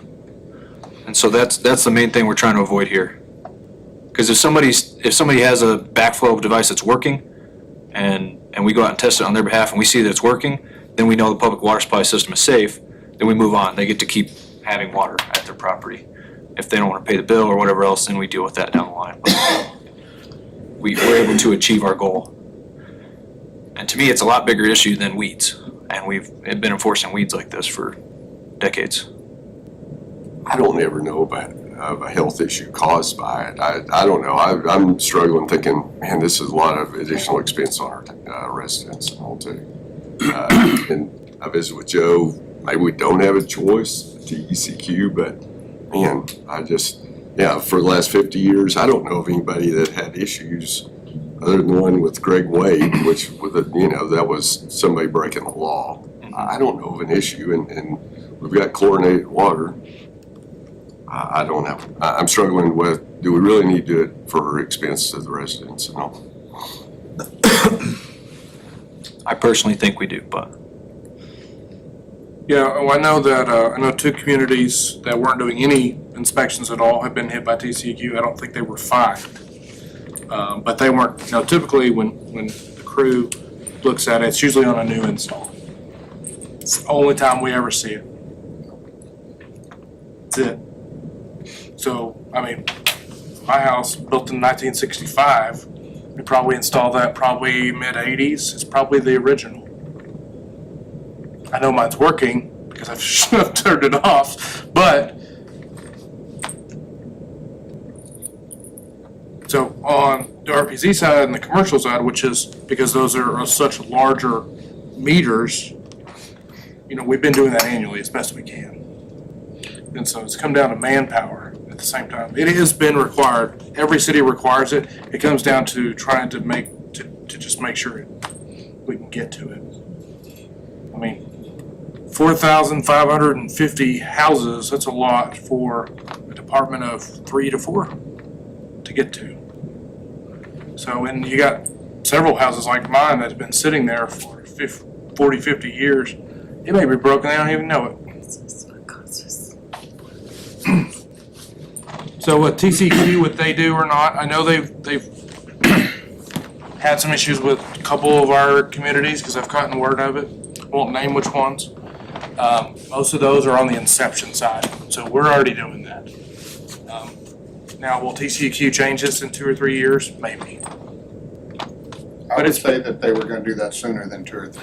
That's what we were hearing, correct, Craig? Yeah, the plumbing code for several code cycles has looked at sprinkler systems as a hazard because of the chemicals that we put on our lawns, dogs and cats that use the lawns and things like that. That can be backflowed back into our water system.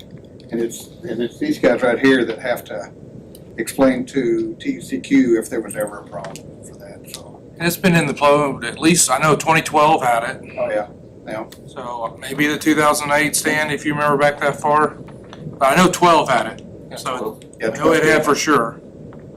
But over 10 plus years. It just comes down to being able to do it.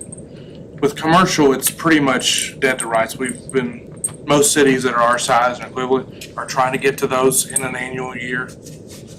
Even that's hard, just to get to the commercial. We have 4,500 commercial lots alone, so. With the state's recent concern on water safety and water, Lucas, don't you think this is something they're gonna look at? Yeah, I mean, it's the only way we can ensure that the public water system is protected from those amenities.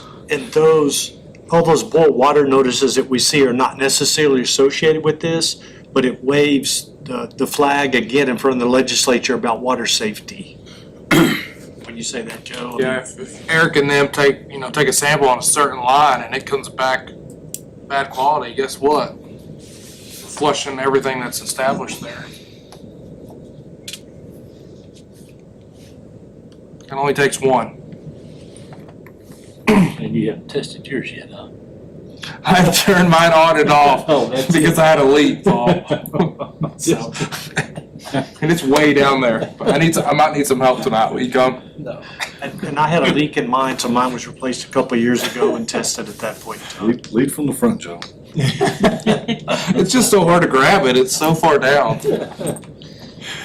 So just throwing this out, is there anything else that's reasonable to save citizens money for the test cost over 5 years, or could you go to a longer period and at least they're being tested? Yeah, I mean, that's something y'all can discuss if you'd like. That's why we started 3 years. We work with SC Tracking. They're a third-party service that sends out these letters on our behalf, and then the testers. Hateful letters. Say again? They are hateful letters. They are direct letters, yes. They're hateful. They're direct letters that use all of the code references we're discussing tonight from the state and locally. Not mine. And it's really not, it's not even really about the testing, Gary. It's gonna be, when it fails, the expense to the plumbers is significant to replace that. Yeah. What's been the public's response to those letters, Lucas? For the number that we've sent out, Yeah. I would say it's not been that big of a deal. Obviously, they go out about the 20th of every month. So the last week, we probably had the 6 or 7 that tend to call each month. Hey, what's this? I have no clue what this says. What is, because it's a very dense letter. It fills up the whole page. If you don't read the whole thing, it's very confusing. But it's hard to explain this kind of program on a sheet of paper. So every month, we definitely have 10 to 15 calls of people that are really upset, don't like it, think it's a terrible idea. A few of those decide that they don't want to use the irrigation system anyways, because we do explain to people irrigation is a luxury, not a right. So that's why it's the homeowner's responsibility to ensure that they're not affecting the public water system.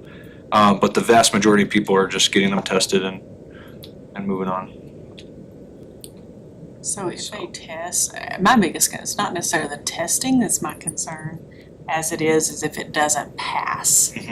Because a lot of our families they may live in a nice house, but they're still paycheck to paycheck each month for the most part. So what's it cost for them to get to the point that they can, do we have any clue of what it Completely up costs to to the get them to the plumber that they R? hire, yeah. I mean, it would be depending on who they're working Because with. otherwise we're turning their water off, and I'm like, that's a family. Or saying, Okay. don't have irrigation. That's the other option. No, but a lot of people aren't gonna be able to cap it themselves either, they don't Yeah. understand that, so. Sure. Ain't gonna come out there for less than $500-600. Yeah, so that's my biggest concern, is getting to That's gonna be a big compliance. cost. Y'all seen some Either estimates on, compliance or capping.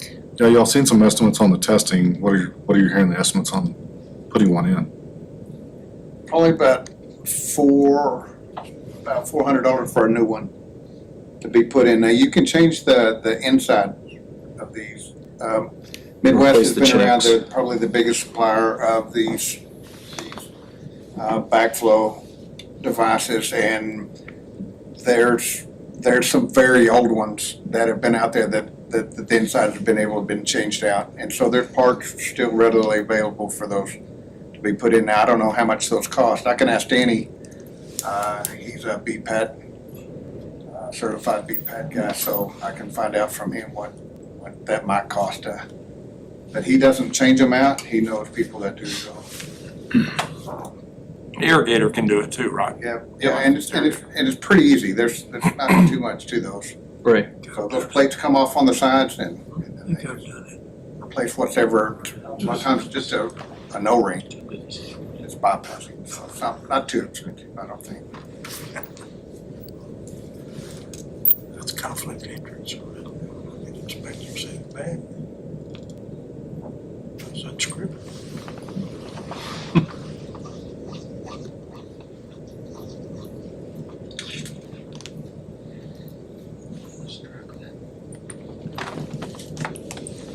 Again, this is a program that is currently in place, so if we're having a bigger discussion, we'd have to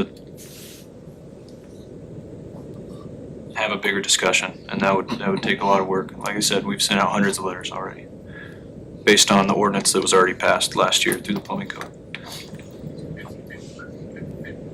We wanted another option besides shutting people's water off. I like having another option, definitely. Okay.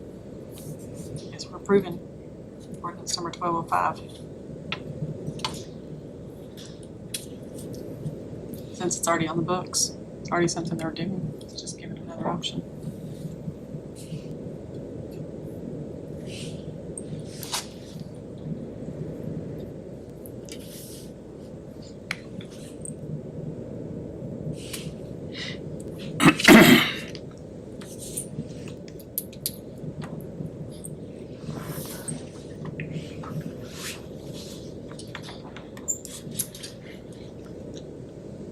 This is a double check valve.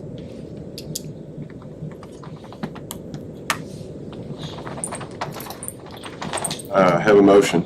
I have a second.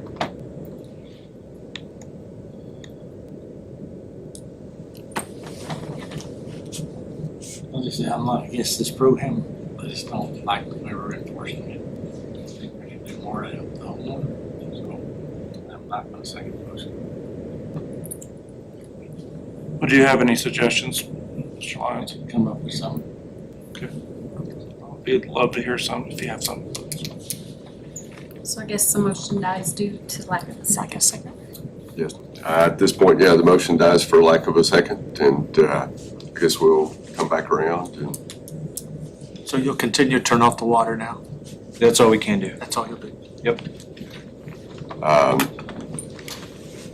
They still give years grace period. Yes, yes. I just think we can come up with some ways to, like Jerry said, 5 years, maybe, some way to help homeowners with their costs. I think we're not looking at it hard enough. Jerry had my idea right there, just sitting there thinking. Just more grace period.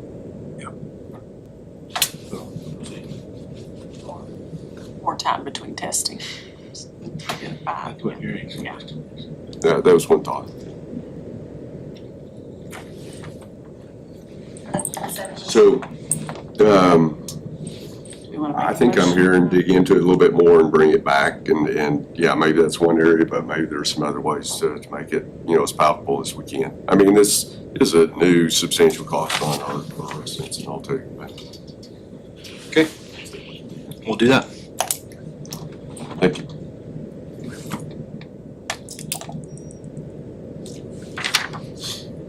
Item number 11, consider and take appropriate action on ordinance number 1206, an ordinance of the City of Kenyon, Texas, removing real property from the extraterritorial jurisdiction, ETJ of the City of Kenyon, on petition of landowners and reducing the ETJ, City of Kenyon, in accordance with such action and providing for an effective date. Lucas? All right, so all over the Code of Ordinance book tonight, we'll jump back to ETJ removal petition. This is our fourth that we've received here at the City of Kenyon. This was submitted by RBJ Real Estate LLC, which is a company that represents Assiter at his current auction location and the property that he owns adjacent to the City of Kenyon's Kim Road property. They filed a petition last month to remove these two parcels from the City of Kenyon's ETJ. They provided all of the necessary documents according to our adopted ordinance and paid their fee. And I'm presenting you with that option tonight. The way that we have decided to move forward with these is through a formal ordinance because we do believe there are still some issues with the way that Senate Bill 2038 was written and the way it conflicts with the rest of Local Government Code, Chapter 42. And so while there is a pending lawsuit, we are bringing all of these requests forward as a formal motion of this body rather than a simple vote. So that's where you see the ordinance number 1206 associated with this ETJ release petition. So move. Second. We have a motion and second. Or is there any further discussion? All in favor signify by raising your right hand. Opposed, like sign. Motion passes. Okay. Item number 12, consider and take appropriate action on MOU between the City of Kenyon and NB Properties, Inc. Lucas? All right. So this is a memorandum of understanding that NB Properties, that President Robbie Christie has already signed, that basically formalizes an agreement that we've made through a couple meetings dealing with Myra Park currently. The first point is the water line extension. That's the project that you heard earlier that's underway. We've hired Scott Wampler to do that work, and one of the things he's going to do is bring across that big 20-inch water line in the northeast corner of the Myra Park property. That portion of the subdivision is not platted at this point, so there's no easement there. So this MOU formalizes our right to be on the property, to do the construction work, and for that line to exist until they get to the point where they plat a formal easement. The second thing is the mayor worked with Robbie on an agreement to cost share some recreational green space improvements.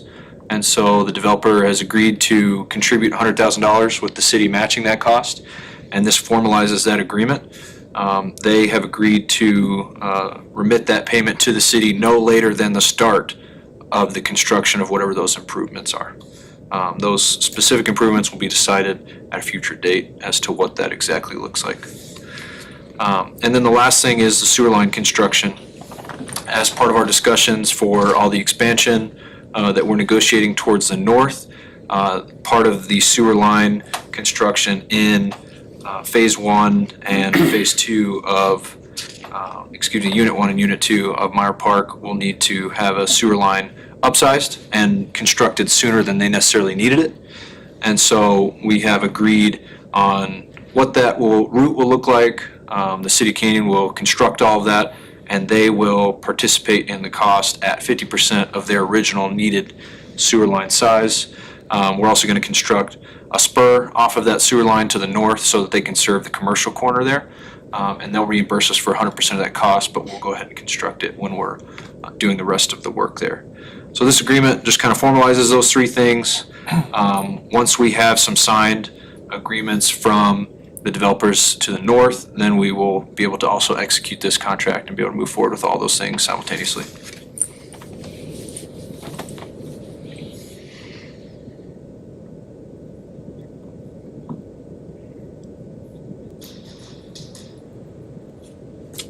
It's like some dirt work's being done out there, very little anyway, but. Yes, they've started on their Unit 1, working on some of those ponds and leveling out their building pad, yeah. Move to authorize city manager to sign the MOU on behalf of the city of Canyon. Second. Have a motion and second to approve the MOU. Is there any further discussion? All in favor of the motion signify by raising your right hand. Opposed, like sign. The motion passes. Thank you. Lucas, I think we're down one more. Last one. All right. Consider and take appropriate action on draft MOU between City of Canyon and Brown Construction PLLC. So this is another MOU. Dave Brown, who owns the, as he likes to call it, the pit, next to the high school stadium, has approached the City of Canyon, and he would like to annex that property into the city so that he can gain access to water service. He has signed a contract with the contractor who is hired to perform all the work for the I-27 highway expansion project, and they are going to use this site for a laydown yard, a concrete batch plant, and their kind of construction headquarters. There might be some portable office buildings and things there. That's a done deal. He's gonna do that at that location, one way or the other. And so we think it's advantageous to us and to him for us to go ahead and annex that property and serve him with city water service. That'll be cheaper and a better investment for him as a property owner to run a permanent water line there. And then it'll be better on our end because we can zone that property and we can work through a specific use permit with him for that concrete batch plant, which allows the Planning and Zoning Commission and you all to discuss any parameters that you may want to set. If for example, you wanted to limit the hours to not operate during football games or something like that, if we go through the city and through that process, you'd be able to have a say in that specific use permit process, whereas otherwise in the county they would be able to move forward as they choose. Say that again? No sewer? No sewer is available at the property, and the property owner understands that. He said he's okay with that. We'd put that in the annexation services agreement. So really the reason we're bringing this MOU here in advance of the annexation is because of the restricted timeline. He's hoping to be able to start this construction and get the water line process started. So what this says is, hey, here's all the things you have to do in order to construct this water line, and it's all contingent. The service at the end is contingent on you completing the annexation process because we have a 60-day calendar limitation on the annexation process. We couldn't move quicker if we chose to. So he did submit a petition for annexation and all the required documents. I forwarded those on to Chuck. He's going to be working on getting all that documentation together. We'll bring that annexation calendar either at the next meeting or early June. But while we're working on that annexation calendar, we are okay as a city with him starting this process as long as he provides everything as stated in this MOU. He's going to pay regular water rates and all too, obviously. Yeah, it would be the commercial rate based on, whatever's in our schedule. Dave's been moving pretty quick, so, I mean, he's turning things around to Lucas very quickly. Yeah, on the phone, he mentioned that he'd love to try and get water service by July. I think that's possible, but definitely an aggressive timeline. So We're just trying to help him get to that point. That would be some significant water revenue there. it should be, yep, yeah. 3-inch. Makes a lot of concrete. Move to authorize. Second. Have a motion and second to approve the MOU. Is there any further discussion? All in favor, signify by raising your right hand. Opposed, like sign. Thank you. Motion passes. Thank you.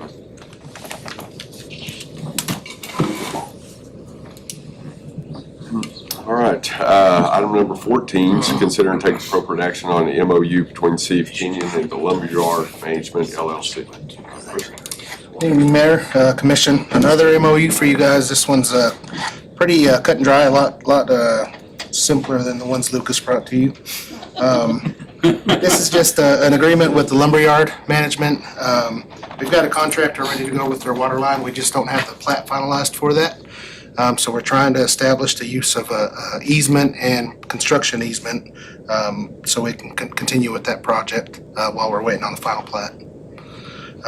You can see in the exhibits the easement that's proposed that will be finalized by the plat, and then also Exhibit B shows a construction easement that we're requesting as part of this. So moved. Second. A motion and second to approve this MOU. Is there any further discussion? All in favor, signify by raising your right hand. Opposed, like sign. Motion passes. Thank you, sir. Thank you, Chris. All right, item number 15, discussion on proposed pro rata reimbursement contract for CISD. John?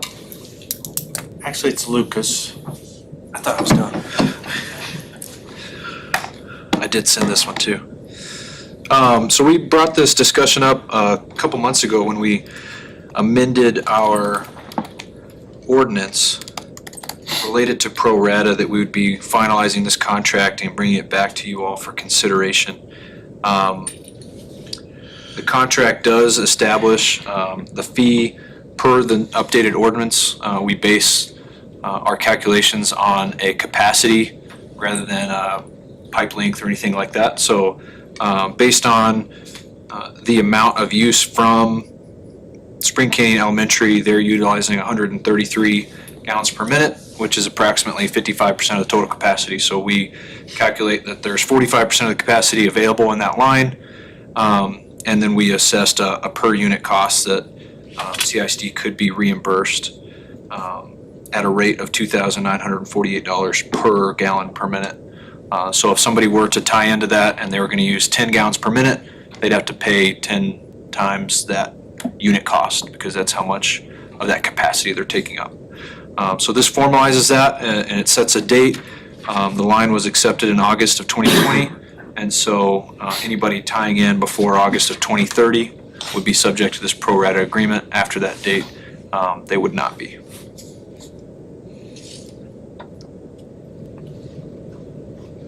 I'll make a motion, we approve. Second. Have a motion and a second to approve. Is there any further discussion? All in favor of the motion signify by raising your right hand.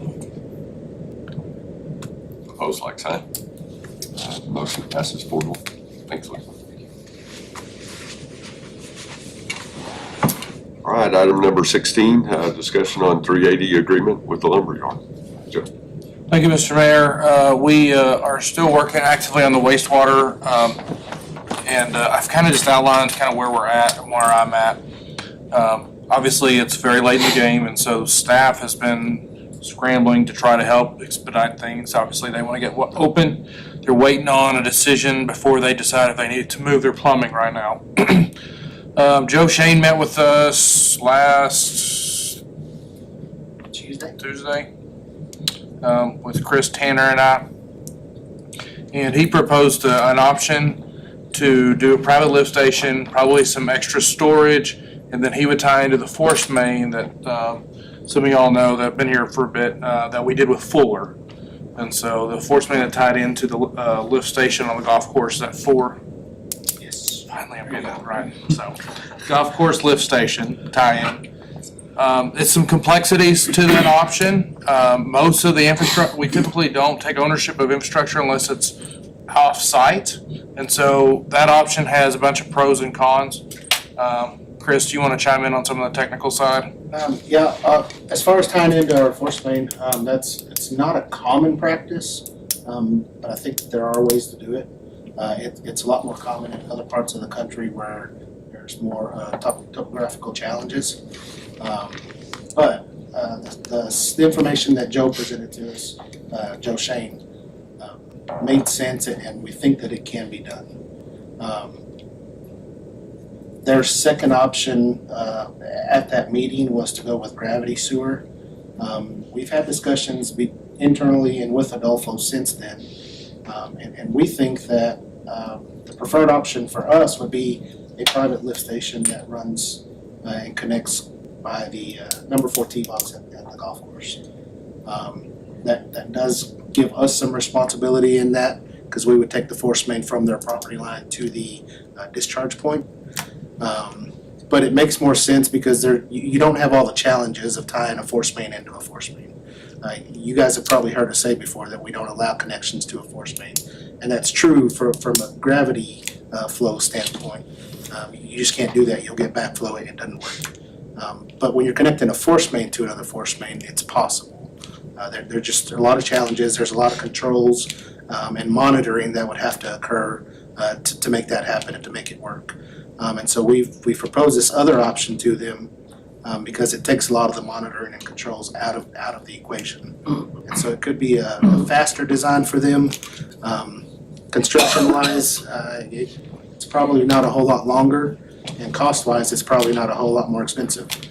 You are adding quite a bit of pipe for the force main, but you're taking all the cost of the controls and stuff out of it, which is a significant cost. So I think from our standpoint, that is the better option. However, we're still open to considering them connecting to the force main with another force main. And then obviously we would still consider the gravity line to lift station 4. So What was the better option you like? we like the one where they do a private lift station that connects to the manhole closest to the number 4 tee box. It does require boring US 87 I see. to get there. They just want to go straight to the force main. Correct. And that's a shorter distance, and so I see why they bring that option. But with the challenges that it could present, and us not having done that before, we do have some concerns about it. And we think it could probably they could only empty at certain times into that. That's what I said, it's a kickoff, so it kicked off and having a big concert. Right. Right. And so for their major events, they still anticipate having porta potties for those events, because there's no way that they'd be able to keep up anyway with that. So I think that that's always going to be the plan, is to have 100 porta potties or whatever out there for these major concert events. The lift station would primarily serve their restaurant and their banquet hall that they're proposing there. Initially, we've told you guys they looked at a septic tank system, but they exceeded a requirement that you can't have more than 5,000 gallons per tract of land a day. And so they were going to exceed that based off of predicted use. Is anybody right now tied into our force main? This will be the first one. Correct. This would be the first one. It's the one that goes down and over to WTMU Drive, Paul, if you recall from, I think we finished that in 2019, maybe 2020. In this, I've asked Chris to meet with Joe Shane immediately, and so Chris is trying to do that to go over some of these pros and cons with them, so. You know how much more money it costs to do the bore and go that way? I don't have a good idea for that, no. I do know that controls and some of the monitoring that would be required it's a substantial cost. So I think that a lot of that could be offset by that. It may be a tad more to run over to the manhole that we're proposing. Obviously, we've got some skin in that game, so we would participate in that. But it's no different to me on their end of what they would own and what they would maintain. It's just, Because we're going to take the line at the property line anyway. just tying into force main. gives you possibility of problems down the road. It could. There's a lot to work through on that, and we'd have to do a really thorough review on whatever they're proposing. And so that's why we've proposed this other option, to try to cut down on that design time, cut down on the back and forth through that entire process. And maintenance on their end will probably be less. They would have an ongoing, permanent responsibility or expense associated With the private lift station. with the yes. private lift stations. And we've got maybe 3 of those through town already. Canyon Place Apartments, formerly known as the Lofts, has a private lift station. CISD has a private lift station at the stadium. So we have a few of those, but none of those are tied into a force main. That's the difference. Within the gravity at that point. And that's what would happen on by the 4 green. Right. Or T-box, excuse me. Well, I kinda like that idea better, but I don't know. We do know Joe mentioned that he might have to have extra storage, Paul, on site for solids and all that, and that just creates more for them. There are also some TCEQ requirements for force mains that they would probably struggle to meet. They've got to maintain a certain velocity through that line. And when you're dumping even a 2-inch or a 4-inch line into a 12-inch, you're just not going to move it very fast. They'd have to pump against some of our pressure because that line's really not really ever empty in that area. So they'd have to size their pumps to pump against some of that, and that'd be another challenge. So it's definitely got its challenges. We think it can be done, but we would feel better about this other option, I think, if we can convince the developer. I think so too. And that was just Joe's initial thoughts on that. He had more Yeah. homework to do. Sure. He had just come up with that. And we didn't anticipate that option at first, but when he presented it, a lot of it made sense, and we figured it could be done. There's just a lot to consider in that process, and for the timetable that I think they're wanting to keep and maintain, I don't think that's the best option for that. They do seem willing to go out and build it too. So whatever they decide, they do seem willing. We'd be a lot more hands-on, obviously, if they tie in the force main. And that will be one thing. We would be a lot more on hands with that due to it being so unique. I don't think they'd want to, I think I would,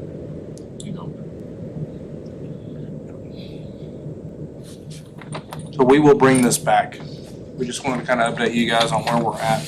Obviously, you heard we're getting the water done. We still ain't got the plat finalized. We have the contractor waiting, and so we need to go ahead and get the water moving. And so that's all queued up, contractor signed, so we just need to get the water going. And then we'll get the sewer done. We're hoping, Chris and I hope to have this resolved by the end of the week. And then we can bring an agreement back. Because if they go with option 1, y'all, it may not be advantageous to do a 380 agreement because they're going to own a lot of the infrastructure they put in because it's all going to be on their property except for a sliver. So it just doesn't seem like it might be that option. However, if they do go with the recommended option by Chris, the 380 agreement will be the appropriate way to move forward, as we've discussed in the past. Danny and I are having active conversations about it. Danny Burke. So do we need to take any action, because that says no? No action. Okay. No, sorry, no actions needed. All right, thank you. With that, it takes us to item number 17, executive session pursuant to 551.071, consultation with attorney, and 551.087 regarding economic development. And with that, I have 6:44. We can adjourn into exec session.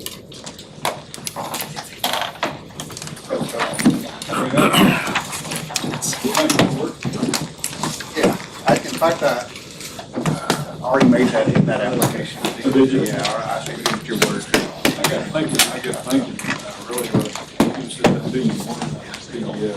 Oh, it's perfect. Joe.